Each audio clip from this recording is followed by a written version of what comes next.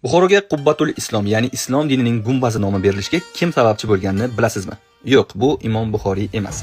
Buxoroga bir necha marta ziyoratga kelgan bo'lsangiz ham, katta ehtimol bilan bu joyni ziyorat qilmagansiz.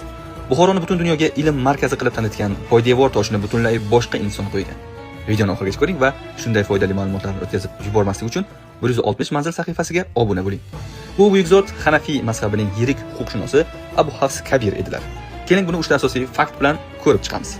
Birinchi fakt, u zot Bag'dodda Imom Abu Hanifaning eng bosh shogirdlaridan Imom Muhammaddan dars olib, Hanafiy mazhabini butun Movaroun Nahrga yoygan ilk insondir. Bugun biz Hanafiy mazhabida bo'lishimizning asosiy sababchisi ham aynan u kishi.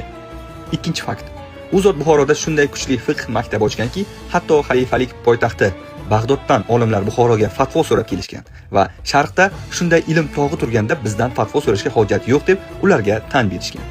Uchinchi fakt, u zotdan Al-Ahvo val Ixtilof kabi nodir kitoblar qolgan. O'g'illari ham buyuk olim bo'lgani uchun o'zlarini Kabir katta, o'g'illarini esa Sag'ir kichik deb atashgan. Hatto buyuk muhaddis Imom Buxoriy ham ilk saboqlarini aynan Abu Hafs Kabirning o'g'illaridan olgan.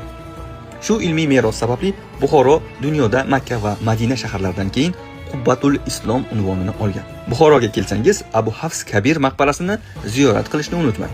Siz bu haqda bilarmidingiz? Izohlarda yozing va videoni do'stlaringiz bilan ulashing.